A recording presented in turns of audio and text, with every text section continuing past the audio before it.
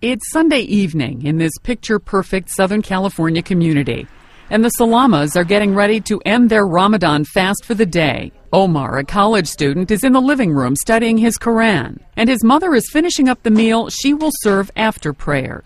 It looks a lot like a typical American family getting together for the weekend, and that's exactly how they want the world to see it. We're no different than the next person.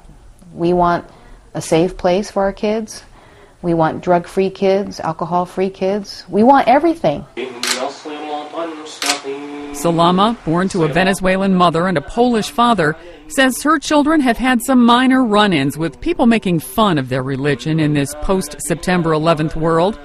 But she says her approach has always been to deal with it head-on and then move on. And the USA, they tend to dwell, and they hammer it and just make everybody never forget. My parents said, no, we're not going to live that way.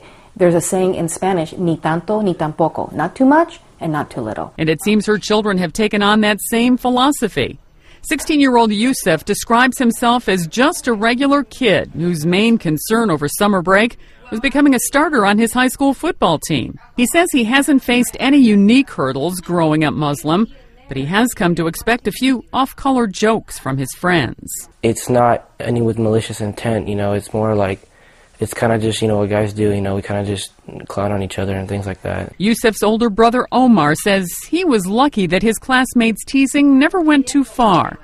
But he says in the days leading up to the war in Afghanistan and the hunt for Osama bin Laden, he quickly learned that someone was always watching him. If the dean got a hold of it or whoever in the school heard that I punched a guy because he made fun of me, I knew that somebody would be thinking, oh, there goes that Muslim again. They're all like that. They always react violently. According to a Pew Research Center poll conducted earlier this year, 40% of those surveyed say they believe Islam is more likely to encourage violence than other religions. That number is up 15% from March 2002. Add that to the heated debates over plans to build an Islamic cultural center near the World Trade Center site, and a series of controversial hearings on Capitol Hill about radical Islam. Skeptics are left asking, are Muslims any better off than they were in the days immediately after 9/11? We've had to do a little more discussion about, what our beliefs are, what our intentions are as Muslims living in this country, and to try to break down the idea, well, you're our family, we know you guys are good, but what about everyone else? KARI Ansari lives about 25 miles outside of Washington with her husband Ahmed, an artistic director for a nonprofit organization, and their 3 children. Her oldest daughter, ANEESA, had just started kindergarten at a small Islamic school in Denver when the 2001 terror attacks happened. With angry protesters gathering near her child's school and death threats being called into the family's mosque, she says it started to feel like their close-knit community was under siege.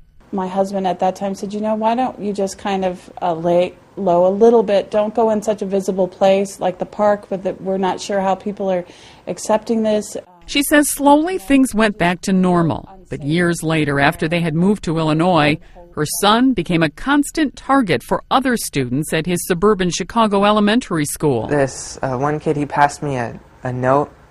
The note was a picture of 2 towers and a little boom sort of thing on there.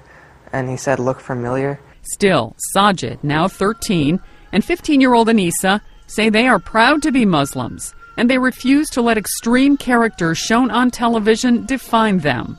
Our family, as my brother said, it's not a house of insane, crazy people, or that I'm not oppressed, or that... Because people a lot of times, they look at me or my mom and kind of with this, as though we're not intelligent enough to think for ourselves. We're just, no, we are. I don't want to boast, but my family is really very smart. It is that confidence and unshakable faith of their young children that's left families like the Ansaris and the Salamas feeling stronger 1 decade after an attack launched in the name of Islam forever changed the U.S. This anniversary is important to us also, and in that it hurt our country. This is our country as much as anyone else's, and we are part of this fabric of this country, and we love this country, and we're proud to be Americans, and we're proud to be Muslims. and for their increasing strength and patience. Both families say Alhamdulillah, or thank God. Sandy Kozel, The Associated Press.